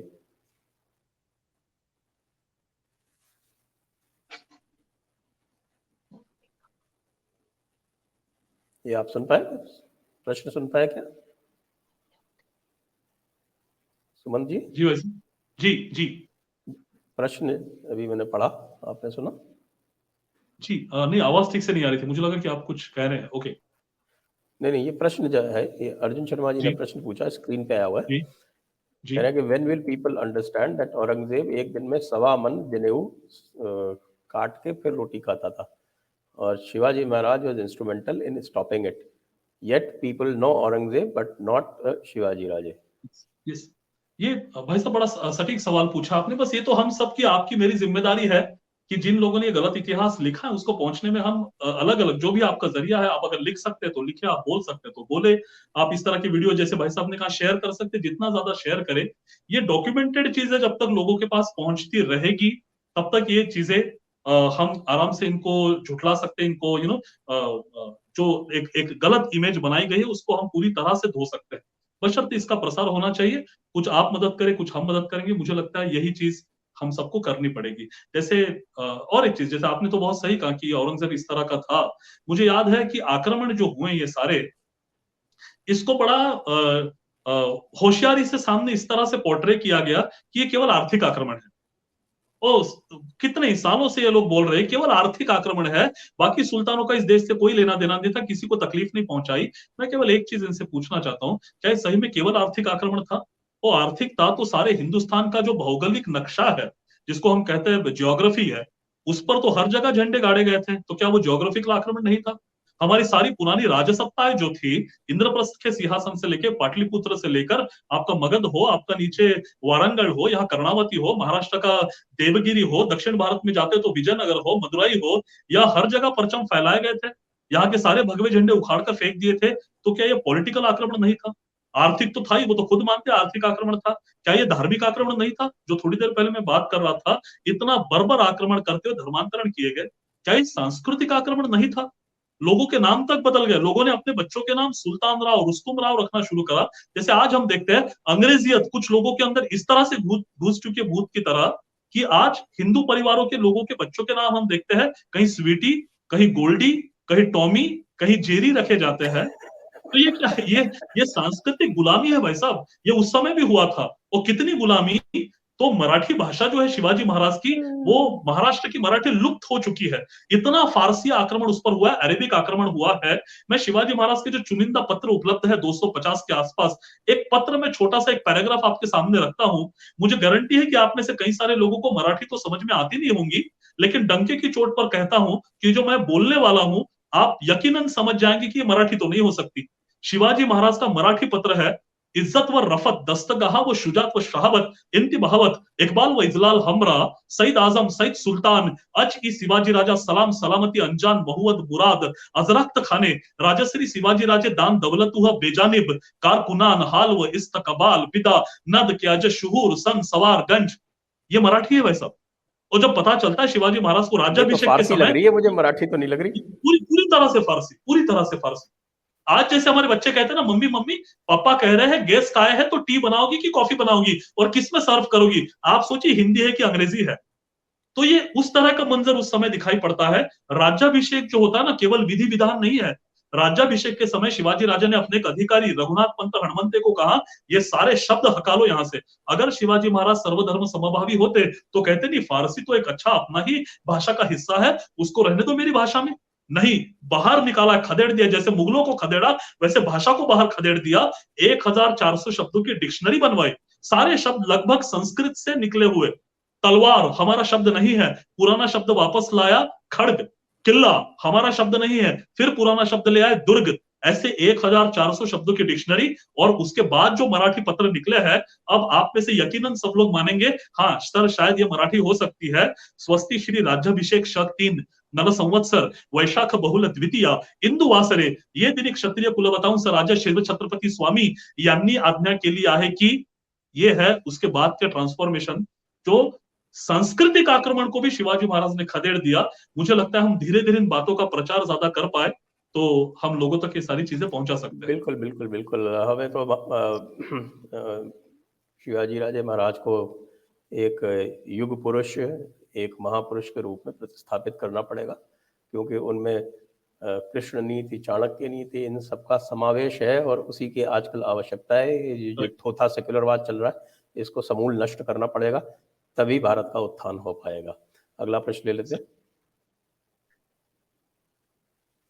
ये प्रश्न कुछ इनकम्प्लीट सा लग रहा है, आगे ले लीजिए, कोई दूसरा ले लीजिए।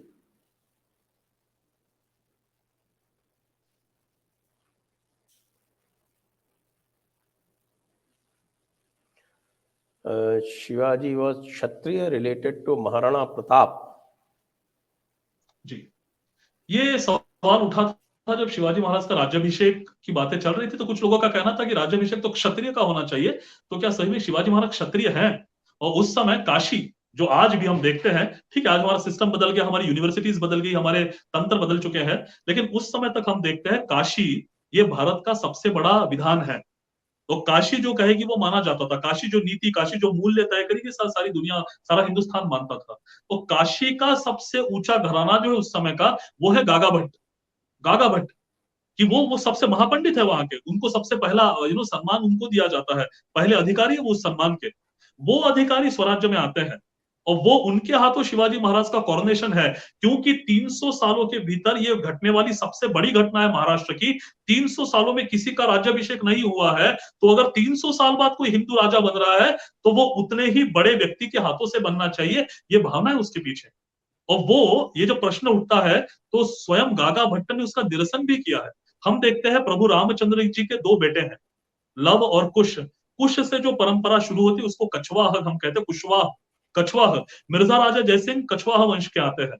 और लव से जो परंपरा शुरू होती है वो सिसोदिया परंपरा में हम देखते हैं, सिसोदिया वंश में महाराणा प्रताप है।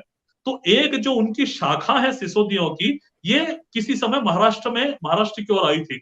वो महाराष्ट्र में आकर सेटल हुए थे, उस वंश में शिवाजी राजा का जन्म है। अब वो भोंसले नाम कहां से आया, ये एक बहुत बड़ा सवाल है, उसकी व्युत्पत्ति अलग अलग पंडितों ने की है। उसमें एक तर्क ऐसा दिखता है कि भोसाजी नाम के एक व्यक्ति इस सिसोदिया वंश में हुए थे, शायद उनके नाम पर यह भोंसले सरनेम शिवाजी महाराज को पड़ा होगा। बट ये जो पेडिग्री वहां तक जाती है तो दिखता है कि ये वो सिसोदिया वंश है, तो जाहिर सी बात है कि वो क्षत्रिय होंगे। लेकिन ये तो हुआ टेक्निकल बात है, ये तो हुई कागजी बात है। मैं इसके ऊपर एक सवाल पूछना चाहता हूँ। कुछ लोग कहते हैं शिवाजी महाराज क्षत्रिय नहीं थे तो वो राज्याभिषेक उन्होंने क्यों करवाया। मैं कहता हूं उस समय में 300 साल में जब तलवारें उठी ही नहीं थी महाराष्ट्र में और सारा हिंदुस्तान चरमरा रहा था 17वीं शताब्दी की शुरुआत में, उस समय तलवार उठाकर, लोगों से तलवार उठवाकर फतेह खान हो, अफजल खान हो, शाहिस्ते खान का निखंदन हो, सूरत पर आक्रमण करके मुगलों को झटका देना हो, दक्षिण भारत में तमाम लूट जो शिवाजी राजा ने चलाई, इतना ही नहीं आगरा में तो औरंगजेब को दहला दिया शिवाजी महाराज ने। वापस आकर तमिलनाडु तक, मद्रास के 150 kilometre down the line Gingee का किला है, वहां तक किले जीते जाते हैं। जिस नौजवान के पास बमुश्किल 20-25 किले थे, वो 8 सालों में 260 किले जीतता है, राज्याभिषिक्त राजा बनता है। मुझे लगता है वो क्षत्रिय हो ना हो इसका सवाल अब कोई फर्क ही नहीं पड़ता। अगर ये व्यक्ति क्षत्रिय नहीं है तो क्षत्रिय कौन हो सकता है, मुझे लगता है ये समझ नहीं। ये तो प्रश्न जो है ना, ये नासमझी जो है ये पिछले कुछ दिनों में ज्यादा बढ़ी है, क्योंकि हमारे यहाँ तो जो शास्त्रोक्त जो परंपरा है, वो शास्त्रोक्त परंपरा ये है कि क्षत्रिय कर्म से होगा, सीधी सी बात है। महेश पाटिल जी पूछ रहे हैं, please tell about Santaji and Dhanaji. जी, मुझे लगता है भाई साहब आज अपना जो टॉपिक है वो थोड़ा सा ये सेक्युलरिज्म और शिवाजी महाराज ने और जिनका इतिहास नष्ट किया गया उससे रिलेटेड है। शिवाजी महाराज के लोग, उनका वो इतिहास काफी बड़ा है। संताजी धनाजी जी के बारे में मैंने थोड़ी देर पहले जब भाई साहब ने प्रश्न पूछा था उसमें काफी डिटेल में थोड़ी चीजें बताई है। हम विषय से हट ना जाए, थोड़ा सा आज के विषय को चिपक के रहे। तो जो प्रश्न भी पूछ रहे हैं, मैं चाहता हूँ सेक्युलरिज्म, शिवाजी महाराज, उनका थोड़ा सा आइडियोलॉजी जो इस जमीन से जुड़ा हुआ है, उनका जो इंडियननेस है, भारतीयता है, हिंदुत्व है, मुझे लगता है उस पे अगर सवाल आते तो ज्यादा ठीक रहेगा। अगला प्रश्न है, जी अगला प्रश्न क्या है? एक स्टेटमेंट है, अफजल खान वध साहस का परिचय, आगरा स्केप बुद्धिमत्ता का परिचय और पन्हाला स्केप संयम का परिचय। बहुत बिल्कुल पूरी तरह से सहमत है। ये कह रहे हैं, why did Scindia, Gaekwad and Holkars betray India, after all they were Maratha legacy of Chhatrapati. ये मैं भाई साहब अभी मैंने जो विषय से संबंधित नहीं, विषय से संबंधित लेते हैं तो चर्चा ये बहुत लंबा चला जाएगा। फिर इसका Ninad Kshirsagar, Maratha this law was used for 18 pagad classes, means all included Brahmins, Krishnan, Vaishya, Shudras, basically everyone in Swaraj was Maratha। जो आपने बात कही थी करेक्ट, उसी से ये सहमति प्रकट कर रहे हैं। आपको धन्यवाद निनाद जी। फिर निनाद जी पूछ रहे हैं, portraying Shivaji Maharaj as secular is nonsense, secular itself is foreign concept. Shivaji Maharaj started the process of reconversion of Hindus। Correct. अब ये सवाल भाई साहब ने स्टेटमेंट दिया ही है निनाद जी ने, तो मैं एक और चीज बताना चाहता हूँ। इतिहास जो होता है ना भाई साहब, वो डॉक्यूमेंट से बनता है। वो मन मर्जी डॉक्टर सुमंत को कुछ लगा, उसने ठोंक दिया, इसको इतिहास नहीं कहता। अभी मैं, आप सब नाम जानते होंगे, राम पुनियानी, अभी एक फॉरवर्डेड वीडियो मुझे भी पहुंचा, मैं थोड़ा सा सुन रहा था उनको मैं जरा सुन रहा था, मुझे बड़ी हंसी आ रही थी सुनकर। एक तो वो डाटा इन्फॉर्मेशन कहाँ से ले आते हैं, डेटा मुझे पता नहीं। तो भाई साहब उसमें कहते हैं कि शिवाजी महाराज जब अफजल खान को मारने गए, हाँ मैं एक मिनट में वाकया बताता हूँ। शिवाजी महाराज अफजल खान से मिलने गए तो बोले कोई सिक्योरिटी गार्ड उनसे मिलने आता है। पहले तो वो सिक्योरिटी गार्ड कहते हैं, बाद में कहते हैं जासूस है, पता नहीं, अपने आप में कॉन्ट्रडिक्टरी बोल रहे थे। बोले एक जासूस आता है और वो कहता है कि महाराज आपकी तलवार कहाँ है। तो शिवाजी महाराज कहते तलवार तो मैंने ली नहीं। तो पूछता है कि अरे नहीं, वो अफजल खान तो 6.5 फीट लंबा है, शिवाजी महाराज आप तो 5.5 फीट के है, तो अफजल खान ने आपका अगर गला पकड़ लिया तो आप क्या करेंगे। इसीलिए मैं आपको सजेशन देता हूं कि बाएं हाथ में वो टाइगर क्लॉज, शेर के नाखून, बाघनख कहते लोहे का होता है, उसको छुपा के ले जाइए तो आप अफजल खान को मार सकते हैं। और ये बाघनख देने वाला राम पुनियानी कहते हैं, इसका नाम है रुस्तुम जमान। और वो कहते देखो हिंदू मुसलमान एकता कैसी है। अब मैं तो भाई साहब को पहले हाथ जोड़ना चाहता हूँ। रुस्तुम जमान जो है ना, वो आदिल शाही सल्तनत के रणदुल्ला खान से रिलेटेड एक बंदा, और ताउमर वो वहीं रहा, वो कभी यहां नहीं आया, पहली बात। और दूसरी बात, इतना बड़ा स्ट्रेटेजिक प्लानर शिवाजी महाराज, जो एक एक चीज बारीकी से प्लान करते हैं। शाइस्ता खान एपिसोड का मैंने आपको जिक्र करा, एक गलती और जान का जोखम जहां होता है, वहां शिवाजी महाराज ऐसे निकल पड़े बिना तलवार के। बोलते अच्छा ऐसा मेरा गला पकड़ेगा तो ठीक है, ये बागनक मुझे दे दो। क्या वो इतने अदनी बुद्धि के थे कि एक सिक्योरिटी गार्ड उनको बता रहा है? और इसमें हम अपमान किसका कर रहे हैं? हम शिवाजी महाराज की बुद्धिमत्ता का अपमान कर रहे हैं। अरे आज छोटा मोटा लीडर एक सॉफ्टवेयर कंपनी चलाता है 5 लोगों की, वो बारीक से बारीक चीज का प्लान करता है, एक छत्रपति इन छोटी चीजों का प्लान नहीं करेगा।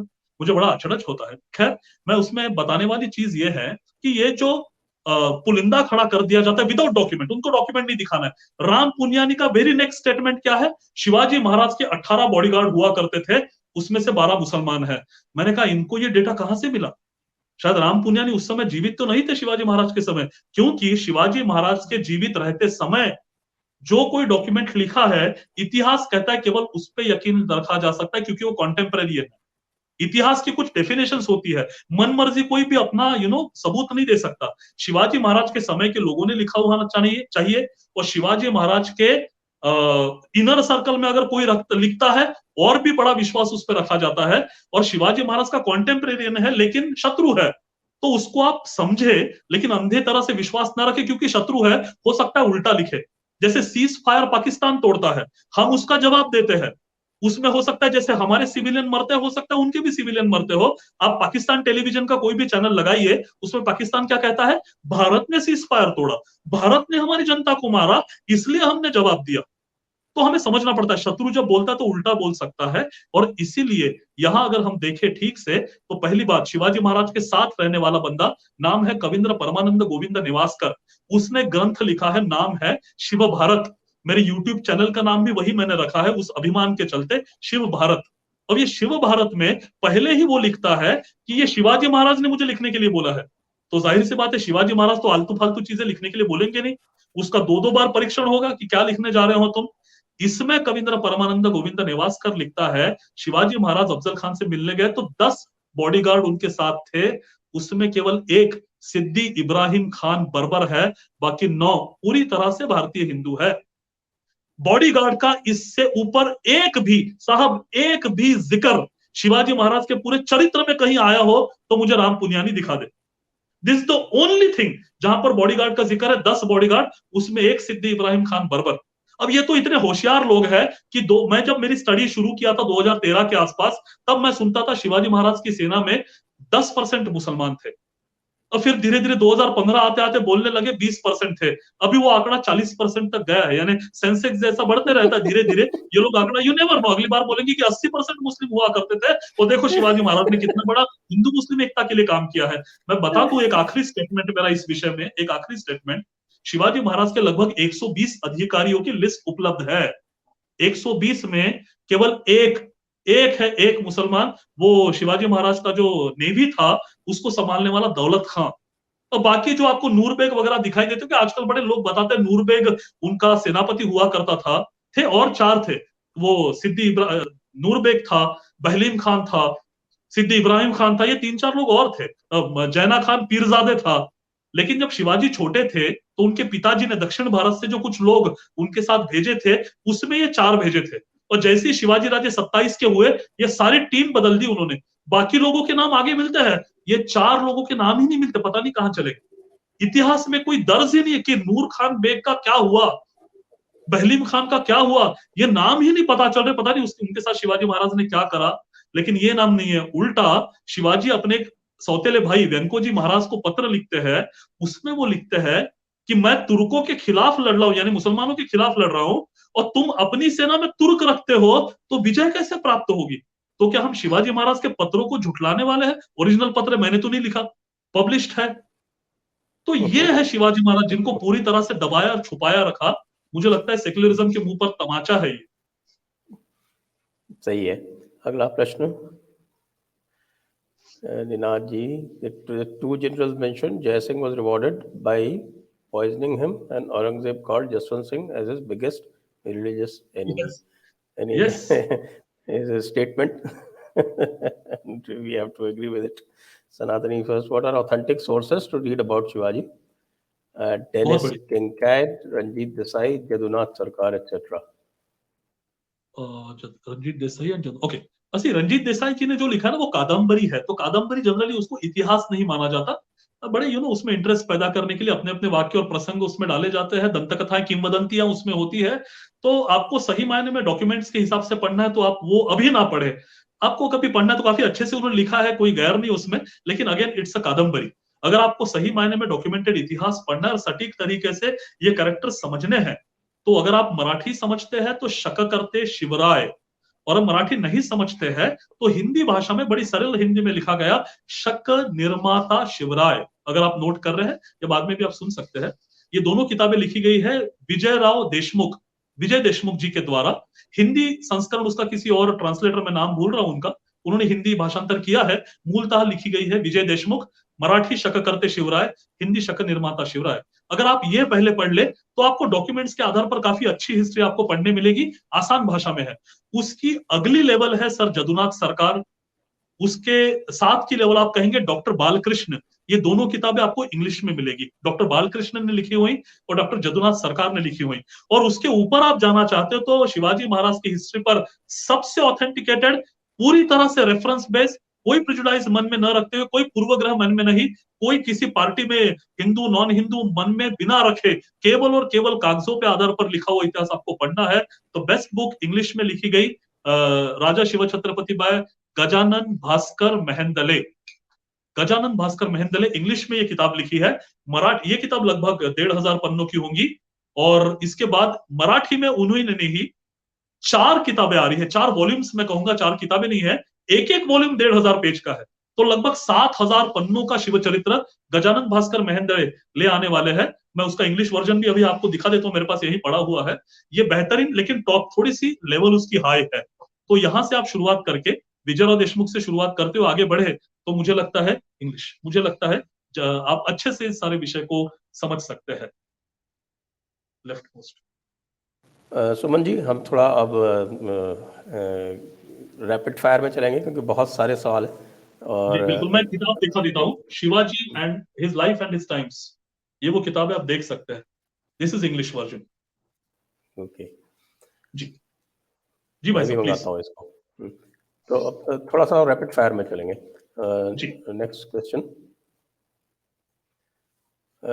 निनाद जी के बहुत प्रश्न हो गए अब मेरे ख्याल से। तो रैपिड फायर में लगे। सुमन जी, जय भवानी, आपसे रिक्वेस्ट है एक सेशन संभाजी महाराज पे करें।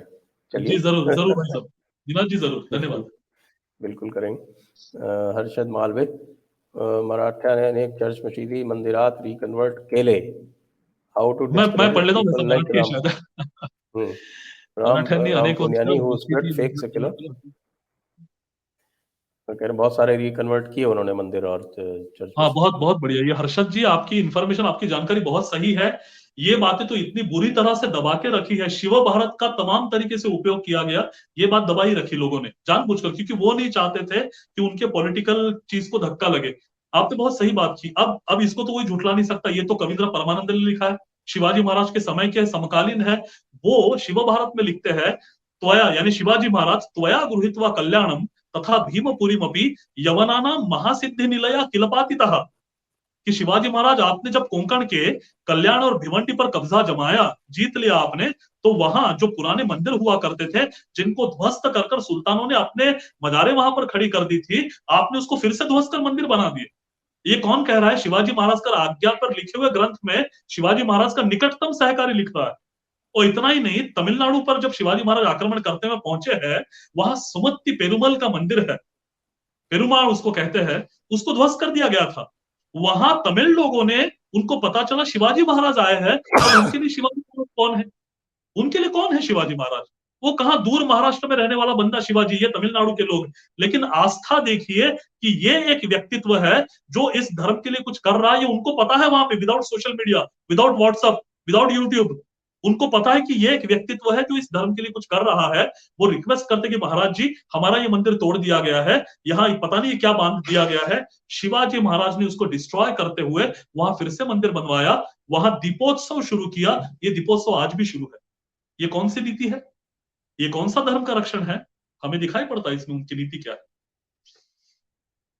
अंशुमान सोहल जी, आपके पत्रम पुष्पम के लिए धन्यवाद।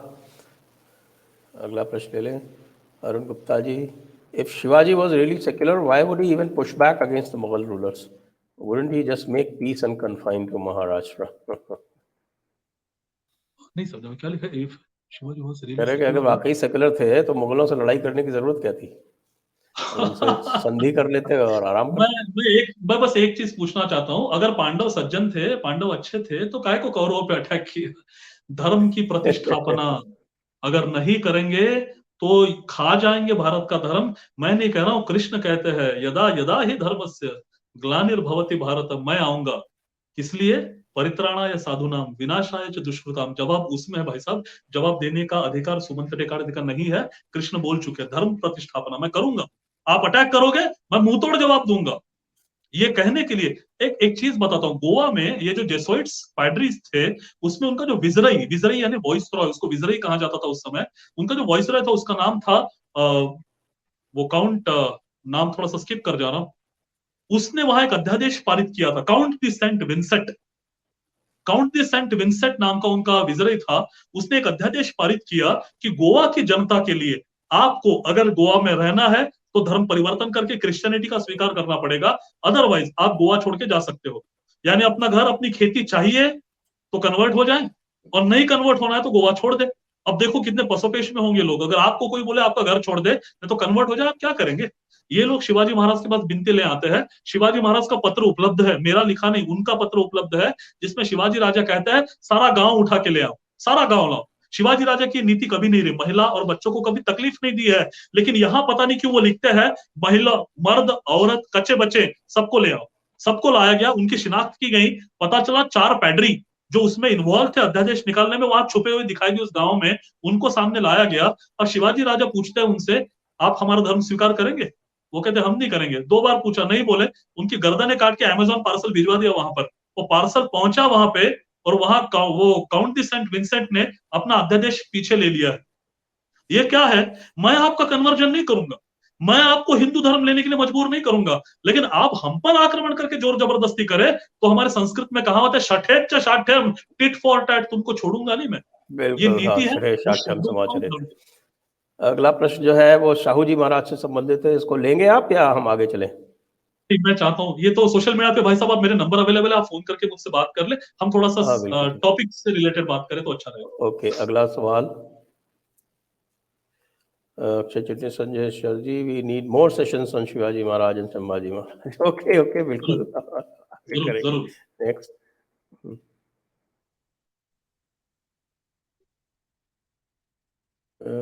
राम पुनियानी के बस चले तो वो छत्रपति शिवाजी महाराज को भी बता देंगे कि वो भी नमाज पढ़ते थे। बात सही है, आपकी बात सही है। राम पुनियानी तो कुछ भी कर सकते हैं। हर्षद मालवीय जी पूछ रहे हैं, Shivaji Maharaj as a political and management guru, agriculture expert, water management, HRM and personal management, diplomacy expert, military leader and strategist, master planner and executioner, यांचा बद्दल सेशंस। ये इतने सेशंस मांग रहे हैं ये। बस मैंने जैसे कहा YouTube पर आप शिव भारत ढूंढे या सुमंत टेकाड़े डाले, इसमें से काफी सारे सेशंस आपको मिल जाएंगे वहां पर। धन्यवाद। और जाहिर सी बात है, मैनेजमेंट टेक्निक कोई शिवाजी महाराज ने ढूंढ के नहीं निकाली है, जो भी मैनेजमेंट करता है ये सारी चीजें उसको करनी पड़ती है, वो शिवाजी महाराज ने भी की। हालांकि हम उनके एग्जाम्पल देखिए ये बताने की कोशिश करते हैं। बहुत सही कहा आपने। Next Archit please. शर्मा, महाराष्ट्र और दक्षिण भारत के हिंदू भाषा और क्षेत्र को लेकर अपने ही बाकी हिंदू भाइयों से दूरी क्यों बना के रखते हैं? मेरा तो अनुभव ऐसा नहीं है, आपका क्यों है मैं कह नहीं सकता। उनका हो सकता है। मैं तो इतना ही कहना चाहूंगा, भारतीय संस्कृति है वसुधैव कुटुंबकम, हम सब एक है, बताने वाला अद्वैत सिद्धांत जो स्वामी विवेकानंद ने डंक की चोट पर शिकागो के सामने रखा था, शिवाजी महाराज ने उसका पुनर्जागरण किया। तो हम वैसे भी हिंदुस्तानी एक दूसरे से इतने जुड़े भाई साहब, आपके इक्का दुक्का अनुभव हो सकते हैं, कटे कटे से लोग रहते, लेकिन ऐसा कुछ नहीं है। जी, अगला प्रश्न, humans and aliens, Shivaji Maharaj के गुरु शाहजी महाराज जीजा माता का दादाजी कोंडदेव नहीं, इसके बारे में बताएं। ये क्या? शिवाजी समझ महाराज में का नहीं आया। गुरु शाहजी महाराज जीजा माता थे, दादोजी कोंडदेव नहीं थे। अच्छा ओके, सी माता पिता तो गुरु होते हैं भाई साहब, आपको हम तो नई रिसर्च तो कर नहीं रहे, मेरे माता पिता भी गुरु है, मैं भी उनकी तरफ देख के बचपन में भी सीखा हूँ, अभी भी बहुत सारी चीजें सीखता हूँ, तो वो गुरु थे, ऐसे अंडरलाइन करके बताने की वैसे तो कोई जरूरत होती नहीं है। दादाजी गोंडदेव क्यों नहीं थे? क्योंकि उनको लगता है कि ब्राह्मण का नाम है, अब ब्राह्मण को गुरु बना दिया तो फिर बड़ी दिक्कत हो जाती है। महाराष्ट्र का तो बहुत सारा पॉलिटिकल लोगों की रोटियां ब्राह्मण और ब्राह्मणेतर इस झगड़े पर ही सिकी हुई आज तक। तो जैसे सेक्युलरिज्म का फंडा है, वैसे हमारे महाराष्ट्र में ये चीजें बहुत सालों से चली है। तो उनको लगता है कि शिवाजी महाराज के चरित्र में से ब्राह्मण को माइनस कर दो तो वो असली इतिहास होता है। तो राम पुनियानी जी उधर करते हैं, यहाँ उनके और 2-3 पिलांटू है जो ये सारी चीजें करने की बड़ी पुरजोर कोशिश करते हैं। बेसिकली देखा जाए तो जिन्होंने भी पूछा ये सवाल, I don't know, humans and aliens, okay, तो भाई साहब ऐसा है कि दादोजी कोंडदेव को ना डॉक्टर सुमंत ने नहीं भेजा, उनको शाहजी महाराज ने भेजा है शिवाजी महाराज की तरफ, और एडमिनिस्ट्रेटिव अधिकारी रहे हैं और बड़ी ताकतवर, बड़ा कद्दावर नेता रहा है उस समय का। और शिवाजी महाराज के पीछे सारा जो मावल है, 12 गांव जो थे, मावल पट्टा कहा जाता है, उनको शिवाजी राजा के साथ खड़ा करने का काम दादोजी कोंडदेव ने किया है। ये उस समय के लोग कहते हैं, मैं नहीं कहता, ये सारे डॉक्यूमेंट्स अवेलेबल है।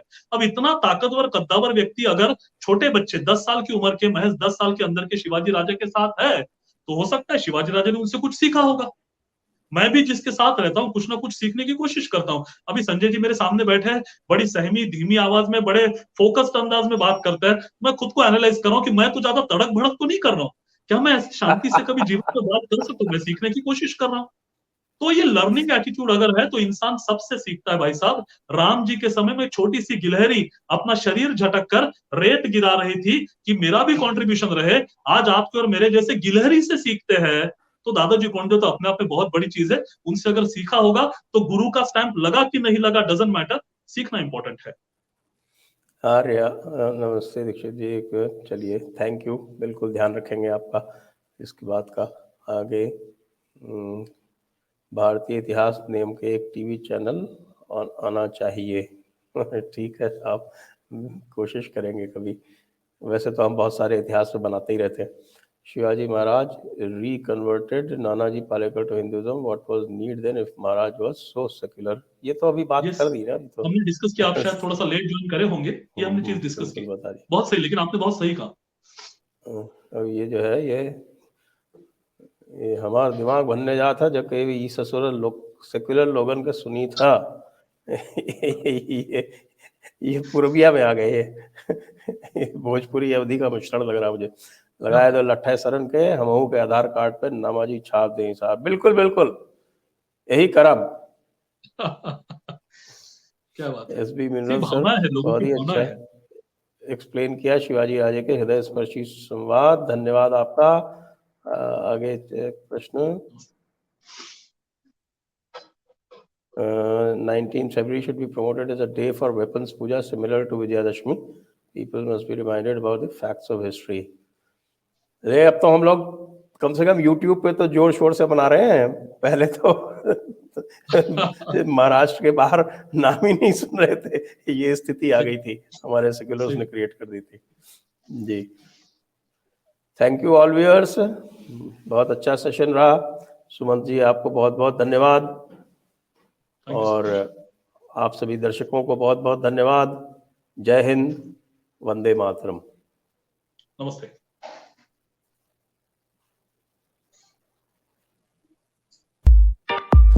Press the bell icon on YouTube and don't miss another update.